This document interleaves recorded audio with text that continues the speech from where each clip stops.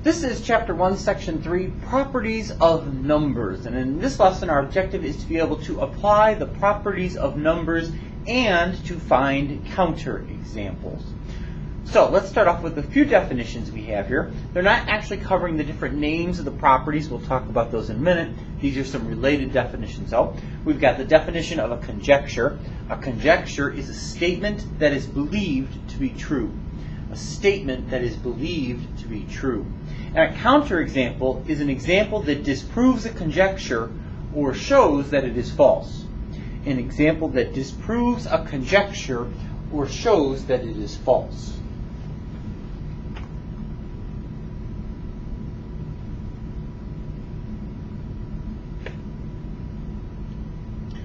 Okay, so we'll start off with example 1. Number 1 is asking us to use the properties to determine whether the expressions are equivalent.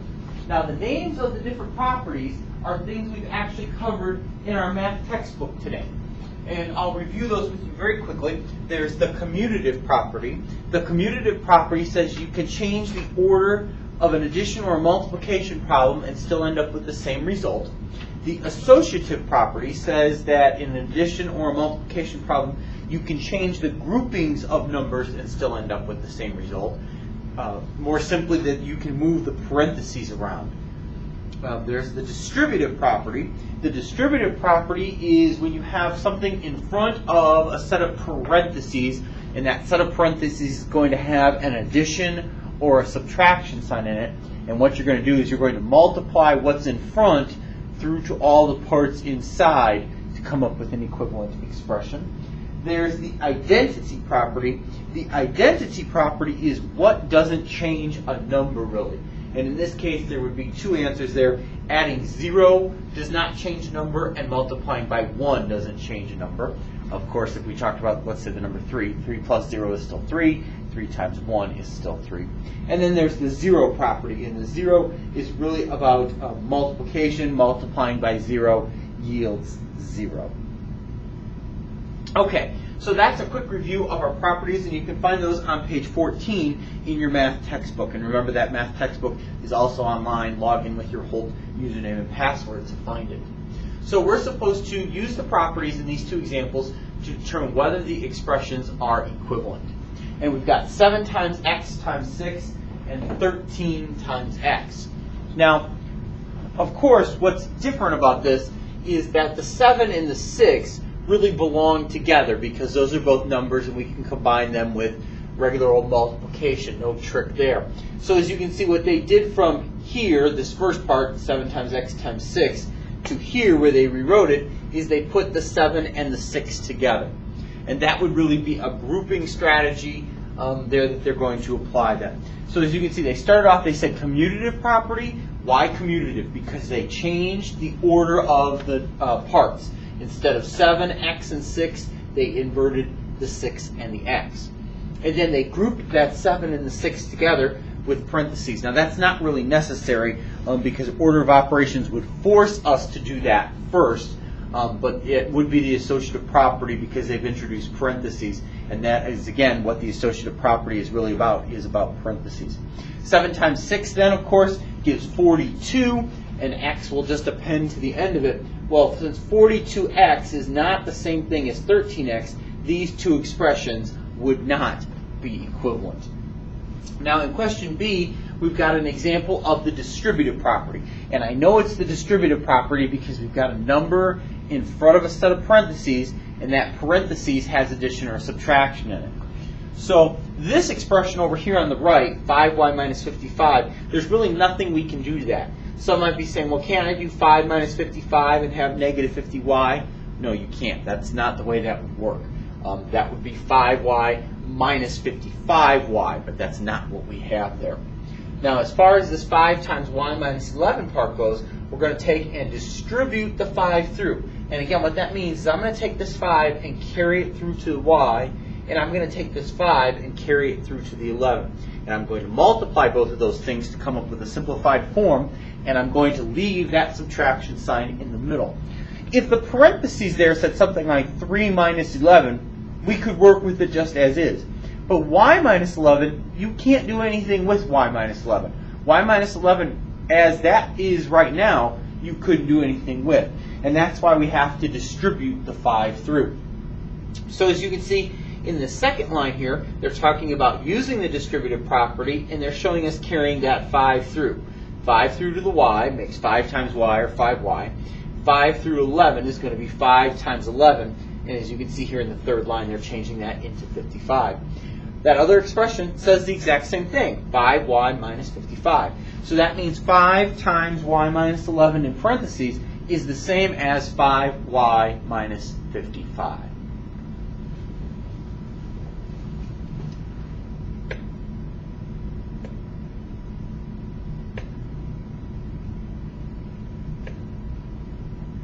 Okay, we'll continue on with the next example here, which is example number 2. And in example number 2, they're saying during the last 3 weeks, Jay worked 26 hours, 17 hours, and 24 hours. Use properties in mental math to answer the question. How many hours did Jay work in all? Now, as you know mathematically, in terms of mathematical computation, what's really easy is when we add things that, for instance, end in 0, like 10 and 20 and 30 and 40, because it's really about that first digit. We know that that last digit isn't going to do anything. So looking at this problem, what they want you to see is that 26 plus 17 is really not that nice of a problem as is. It's not a difficult problem, and sure, we could pull a calculator out, but there's an easier thing up here. If we invert the 24 and 17, then the order of operations is going to force me to do the 26 and the 24 first. Well, 26 and 24, they then group those together to show that I'm going to add those first and make 50. Well, now that I'm adding to 50, the problem looks a heck of a lot easier. Not only is it simply shorter, but adding with anything that ends in 0 should be a lot simpler. And then we've just got 50 plus 17, which is 67. So now, as you can see, there's a little bit of writing on the right side there we didn't discuss. We need to discuss the properties we used here. When we flipped the numbers from the first line to the second line, remember we flipped these last two, that's the commutative property.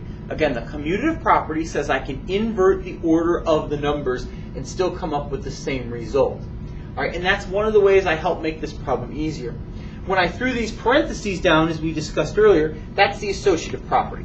Inserting parentheses or moving parentheses is always going to be an indicator of the associative property. Technically, you don't really need it here. If we had some mixed operations, you might, but you don't really need it here because you're forced to do the 26 plus the 24 first by the order of operations. And as you can see, that went down to 50 plus 17, 67. There's no steps here because we didn't use any of the mathematical facts. We used them all up here in the second and the third line.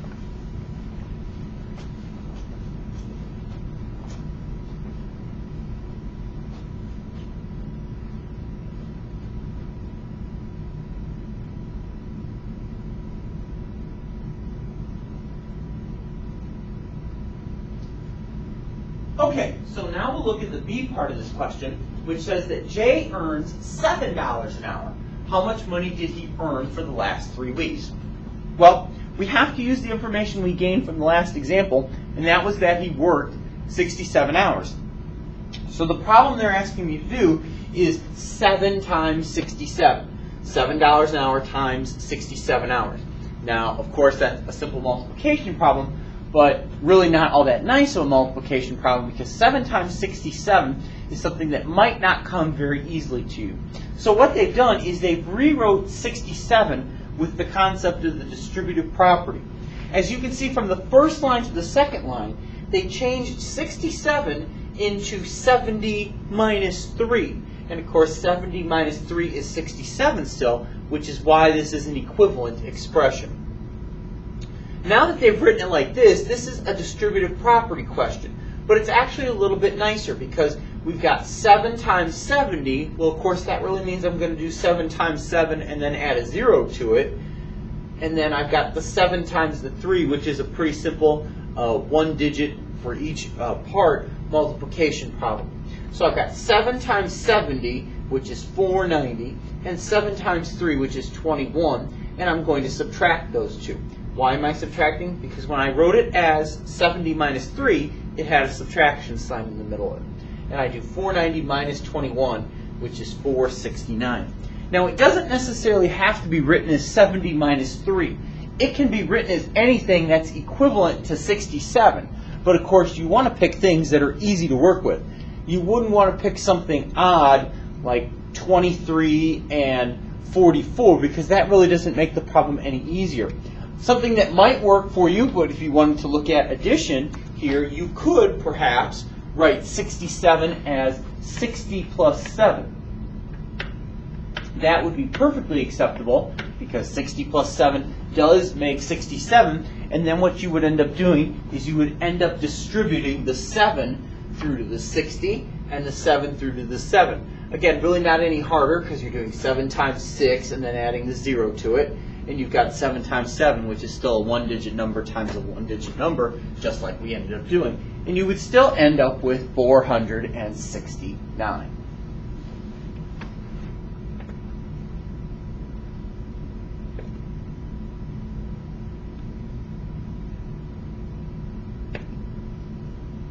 Okay. Let's go ahead and take a look at example 3. Example 3 is going to change gears a little bit. In number 3, they're talking about some of the vocabulary words that we used earlier. They're asking us to find a counter-example to disprove the conjecture. The product of two whole numbers is always greater than either number. So what they're asking us to do is they're asking us to put two numbers together in terms of multiplication that will spit out a result that is not bigger than both of the numbers. So as you can see, what they've done here is they've used 1 times 3 as an example. And of course, 1 times 3 equals 3. Now that's the product part. They did clearly do that. They did a multiplication problem. But remember what they said here, is they want us to prove that this doesn't work always, that the product of two whole numbers is always greater than either number. Well, look at the answer we got, 3. 3 is very clearly bigger than 1, but it is not bigger than itself in the question 3. That is an example of what they were looking for here. They disproved it. They proved that it does not work, or it does not always work, is false, however you want me to say it. Because when we did this, we got 3 clearly being bigger than 1, but 3 not being any bigger than itself in the original problem. So because 3 is not greater than 3, this statement is a counterexample. All right, it's the opposite of an example, if you want to think of it that way. The conjecture is false. The product of two whole numbers is not always greater than either number. And again, there's lots of different ways you can approach this. It doesn't necessarily have to be 1 times 3. Yes, sometimes there might only be a few ways to actually disprove things, but sometimes there will be many. In this case, pretty much anything I multiply with 1 is going to disprove it, whether I do 1 times 1, which is 1. 1 is not bigger than itself in either case. Or 1 times 2, the result again, 2. 2 is not bigger than itself. And we can go on down the line.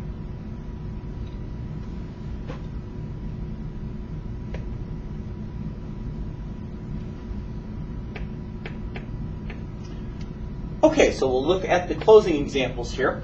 They're asking us in question number 1 to use properties to determine whether the expressions 6 plus x times 2 and 8 times x are equivalent. Now you can already see that the answer is displayed that it's not equivalent, but we need to figure out why these two things are not equivalent. Now there's not actually much you can do working through these things as they are, because 2 times x would actually be grouped together. Now what they are wanting you to do, but it's not actually necessary, as we've talked about a couple times, is they actually want you to insert some parentheses here. And again, that would be an indicator of the associative property. And of course, that's going to force me to do those first. And remember, why I'm saying it's not necessarily needed is because it would be first with order of operations anyway. But this is going to simplify to 6 plus 2x. And remember, my goal here is to try and make 8x. Well, I can't do that. 6 plus 2x does not make 8x. 6 plus 2x is just 6 plus 2x. There's nowhere else to go with that.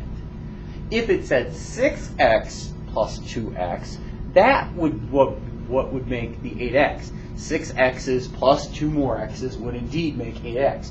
But 6 plus 2x is as far as we can go with trying to simplify this expression. So since this is not the same as this, these are not equivalent. Number 2, during the last 3 weeks, Melissa downloaded 37 songs, 25 songs, and 43 songs. How many songs did Melissa download in all? So they're asking us to find the total of these numbers, or in other words, they're asking us to add these 3 things together. So they're asking us to add together the 37 and the 25 and the 43. Now we already see the answer is displayed on the screen, 105, but what they're really aiming for here is to us to use the different properties to make an easier problem. So perhaps I said to you, think of it this way, don't use a calculator. Well, not that 37 and 25 being added is a terrible problem, but I really don't want to do it. All right, I want to put 37 and the 43 together. So instead of writing it the way I did in order, I'm actually going to put 37 plus 43 plus 25. I used the commutative property to change the problem around. And again, the commutative property says I can change the order of the numbers and still get the same result. So I'm going to start off and I'm going to do 37 plus 43 there by the commutative property. And that's nice because the 7 and the 3, the ones digits, when I add those together, are going to make something that ends in 0, which should be easier to work with. 37 and 43 are going to go together to make 80. And 80 plus 25 looks like a nicer problem because it is. 80 plus 25 goes together to make 105. Finally, we'll look at number 3. We're asked to find a counter-example to disprove the conjecture the sum of 2 whole numbers is always greater than either number. So we're supposed to add 2 numbers together, and we're supposed to show that it's always bigger than both of the numbers. Now remember, whole numbers are your counting numbers, 1, 2, 3, 4, 5, 6, and then 0 as well. That list does not include the negative numbers. Remember, when we get into the negatives plus that list I just gave you, those are integers.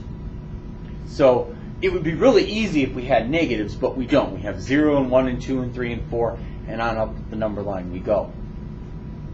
So as we look at this problem here, 4 plus 0 equals 4 is the idea here, and we can go with that. Again, they're saying add 2 numbers together, 4 and 0, which they did, and that result has to be bigger than both of the numbers. Well, clearly the 4 is bigger than the 0, but the 4 is not bigger than itself, this 4 that we used in the problem. And so we've proved it false by that problem alone, which disproves the conjecture.